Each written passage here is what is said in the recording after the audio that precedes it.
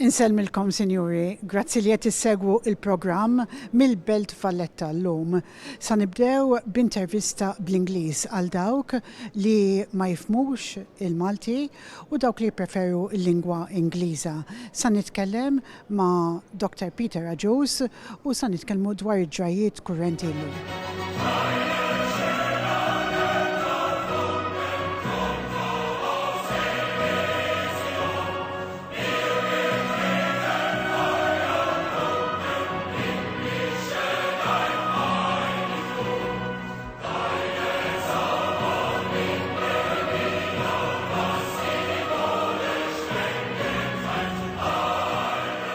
Thank you very much, Dr. Agius, for joining our program this week. I'd like to conduct this interview in English for those who are watching us and don't speak Maltese and will be voting in the forthcoming European elections. Many thanks for the invite, and it's our duty to make our utmost to reach all the sectors of our population. I'd like to start by speaking about the happenings in court this week with regard to the Vital Steward scandal. Can you give us an update? Yeah, first of all, this is all about taxpayer money. Now, all of us, when we go shopping, when we go about our daily lives, are paying taxes, whether it's VAT, whether it's income tax, whether it's all kinds of duties. So, government is duty-bound to make sure that it uses our taxes in the most diligent way, because it's our money, right? Now, what's happening right now is that we're having news coming out from the courts, from the Advocate General, from the inquiry at the technical level, saying that, first of all, that the Vitals contract, 400 million of taxpayer money, that this contract is all a fraud, that there was no actually delivery of services or products to the benefit of the Maltese people. So this is basically a whole abuse of taxpayer money. And now we're seeing also that a former Prime Minister, the highest functionary of the state, is allegedly having a share of this festering, fraudulent contract. Up to 30 million of our money, of our taxpayer money, ending up in the pockets of this former Prime Minister. So this should make us all very, very angry at our politicians, and it is then beyond belief. It is very, very sad to see that we are divided as a nation when it comes to assessing what is, to me, very clear to all, that we should expect our politicians to be held to account. Our politicians are no gods. They are people like us, and they are subject to the same laws. This is why we insist that we should uphold the rule of law, no matter whether you are a simple citizen like me, or a former Prime Minister, or a minister, or a current Prime Minister. You should be held to account to the same laws. And therefore, if there is an inquiry by a magistrate saying that someone is allegedly accused of bribes, of fraud, of corruption, that person, whoever he may be, is to render account in front of the courts. And this is no matter for politics, this is a matter for justice. This is a matter for the courts to decide and not for the political machine. And it is therefore very, very sad that the Labour Party chooses to turn this into a political battle. It is not. This is a battle of goodwilling against corrupt. This is a battle of those who want to safeguard your taxpayer money against those who want to abuse it and misuse it. What are your views about the repatriation of money? Do you think it will ever happen? Oh, that's a very technical process. What I can tell you is that as long as I am in politics, I will lend all my support and active action to make sure that the Maltese people have their money back. Yes, it's not an easy task, given that the government has dealt with people who are now bankrupt, given that the government is making all it can to make this more complicated, more long drawn, including making obstacles to the nationalist parties' initiatives to recuperate this money. But let us not despair. We are adamant that the Maltese people have their money back, and we will keep on fighting this fight until we have a result.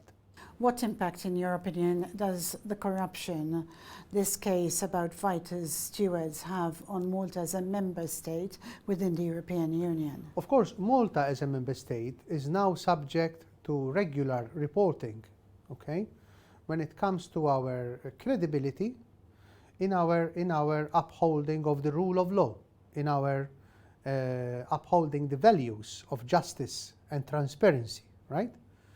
Now, the very evident impact of this whole case, which in itself is a positive development, so the fact that Joseph Muscat is formally accused is a positive development, because this country has a history of politicians never rendering account in front of the courts. But then you have the Prime Minister intimidating the courts, those who are administering justice, in the most overt and disgusting way, putting pressure on the judiciary, putting a doubt on the judiciary's integrity and independence. So this will definitely have a very bad impact, a very significant bearing on the credentials of our government when it comes to justice and transparency. Of course, it's a mixed picture, because the judiciary itself is to be praised, is to be commended for doing its work, notwithstanding this pressure, notwithstanding this very difficult climate which government has bred. So this is a mixed report, which the Commission will take stock of in its forthcoming report on the rule of law in the Member States, which we expect around July. Dr. Agius, although you live in Europe, you've been very active in the fight against corruption and organised crime. Can you tell us about it? Yes, I am a candidate for the MEP elections taking place on the 8th of June, and one of my key commitments is to fight the fight against corruption using new methods, with new vigour, with new energy. And this I want to do by bringing to the fore over 20 years of experience of negotiations in the European Parliament, with the European Commission, in the Council of Ministers in Brussels, in the EU institutions, with which I worked for over 20 years.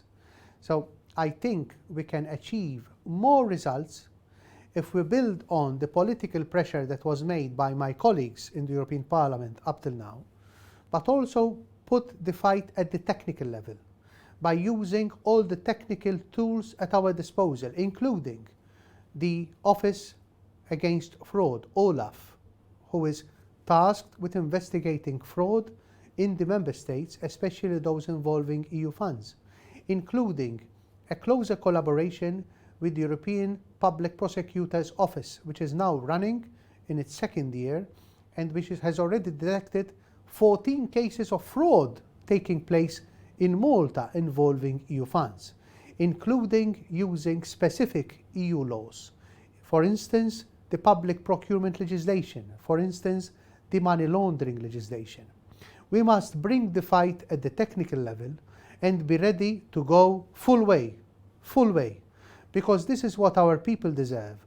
Our people paying tax money deserve politicians who are ready to protect their money, politicians who are very ready to protect the good name of the Maltese people in Europe. And let's make this very clear.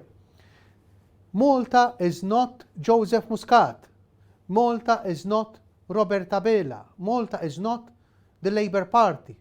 Malta is the very brave and gentle Maltese people.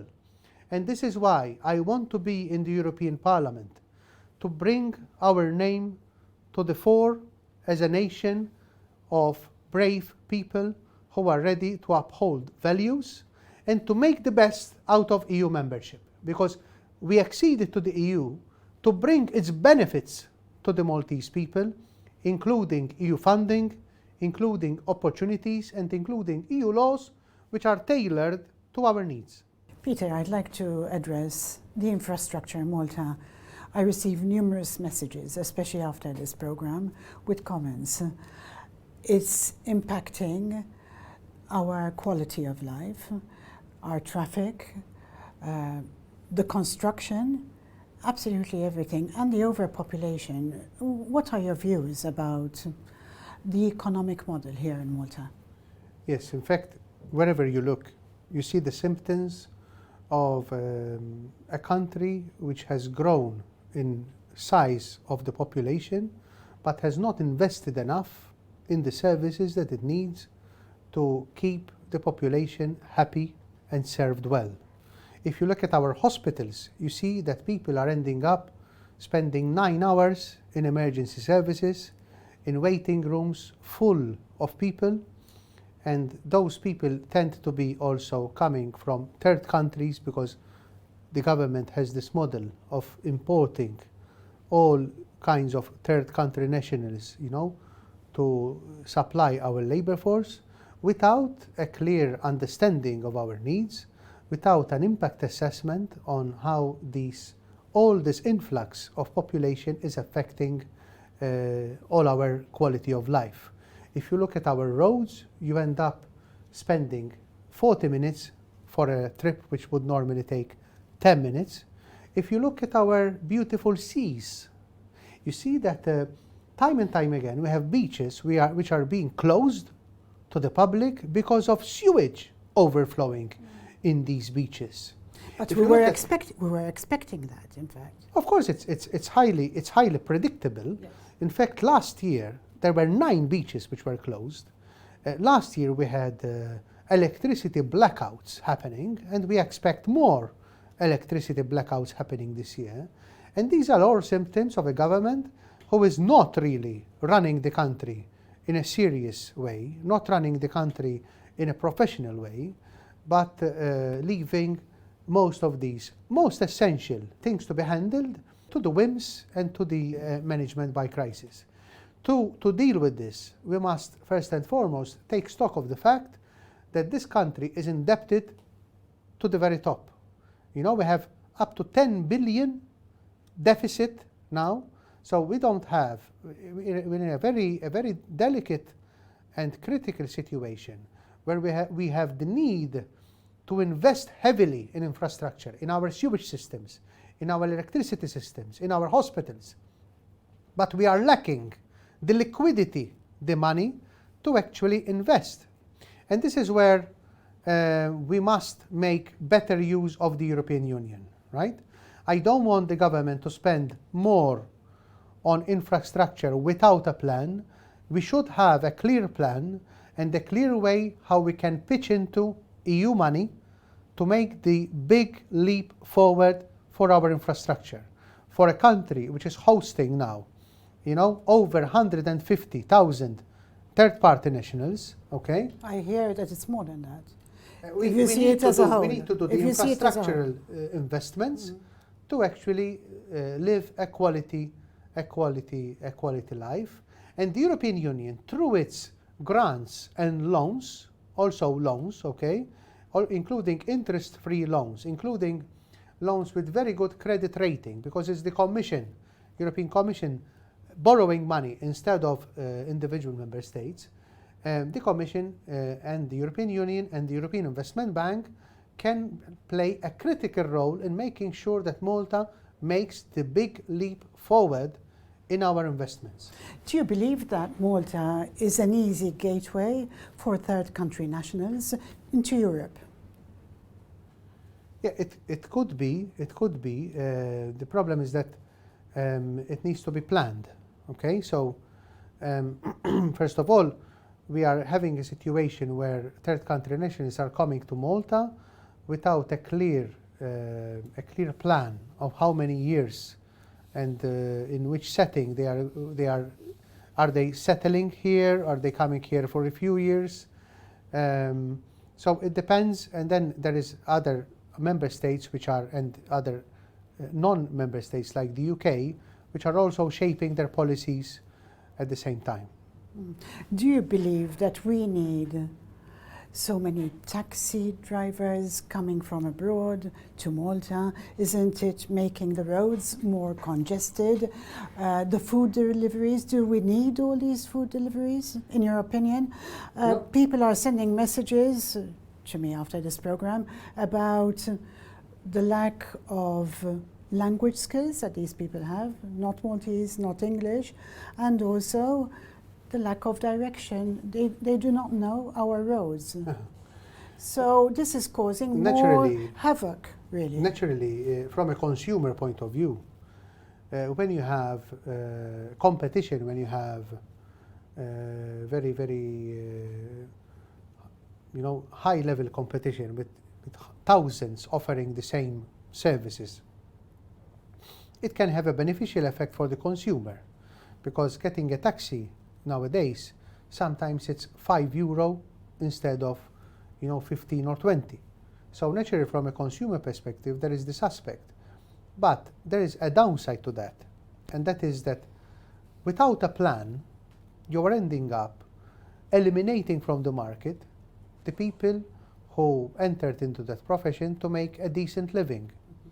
Because if you are operating the market with people who are working 12-hour shifts, for very little money, and they are competing with the Maltese people in the sector who expect to raise a family, to make a living, to make a decent living from that job, then you have a situation of social dumping.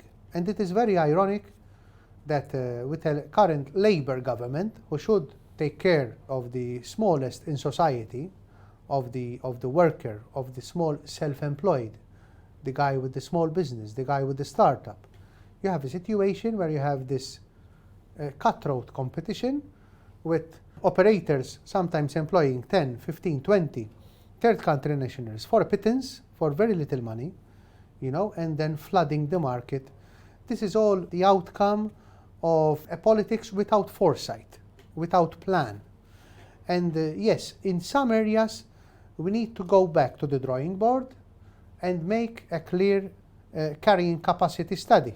Okay, how many vehicles, how many operators should our market allow for? They are issuing licenses, hundreds of them every month, without giving so much care to our traffic levels, to the quality of employment and services, leading the country without a clear plan and without any clear understanding and care to actually those who are really then earning their living from that market. Thank you. I'd like to stay on the same topic just to close off for today, because our time is running short. What about the impact on tourism, quality tourism? If I can quote Tony Zara, who said, better, not bigger for tourism. We don't seem to be heading this way. Yes, everyone in the tourism sector is basically echoing what Tony Zara is saying, that we must head towards quality tourism. First of all, because with Malta, welcoming millions of tourists every year, this is having its impact on our infrastructure. And secondly, because we must take care of destination Malta. Our beautiful country, with our beautiful sea, now tragically full of sewage, with our beautiful countryside, with our amazing history and culture. This is the goose laying the golden egg. Let's take care of this goose. Let's feed this goose. Let's pamper it. It's not what we're doing right now. We're mistreating this goose. We're abusing this goose, okay? Because we are having rampant construction without too much of a plan as to the aesthetics of our country. We are having rampant overpopulation with its effect on all the infrastructure. So basically, we are ruining the Malta experience. And this is tragic. This is tragic. This is the worst thing we can do. So while the tourism industry grows, there is this overhanging threat that government's own mismanagement, is putting in peril product Malta. In your opinion, what are the key challenges for Malta and Europe over the next 5 years? If you can close with that very briefly. No, in a nutshell, the European Union is heading in two particular directions which will have a bearing on Malta, and where we need national champions. And this is what it's all about on the 8th of June. We need national champions to bring to the fore the national interest, the Malta interest in Europe in these two key developments. And these are, first of all, Europe is heading towards more and more tax harmonization. Okay? Malta has its own economic model which depends on our tax sovereignty, so our ability to decide our own taxes and our ability to attract foreign direct investments. So I believe that we should not give in, we should not give up our ability to fix our tax rates, and we should be careful about giving this competence to the European Union. I will be fighting this fight. I will be representing the national interest when it comes to tax harmonization in Europe. And secondly, the Green Deal. The Green Deal, fighting climate change, is very important for all of us. I'm a father of 3 kids. I want to leave a better world for them. But so the Green Deal, yes, but not at a disproportionate cost to islands. And we are an island. So we must make sure that the Green Deal is adapted to our needs and is tailored also to the specificities and needs for derogations if need be, okay, to accommodate the Maltese economy, as an island which is detached from the continent and which has its own challenges. A third point, which for me is imperative, and this is much more local, but also European in its nature, is that we have so many standards, so many European standards, including environmental standards, safety standards, where the EU has its own laws which are supposedly applied in Malta, but they are not being applied, they are not being implemented. And this is why we need MEPs on the 8th of June who have the determination and the capacity, the competence, to make sure that the standards, the rules, the laws that we subscribe to in Europe are effectively applied in Malta and effectively lead to citizen rights which we can enjoy here in the Maltese Islands. Thank you very much. Thank you, Dr. Agius.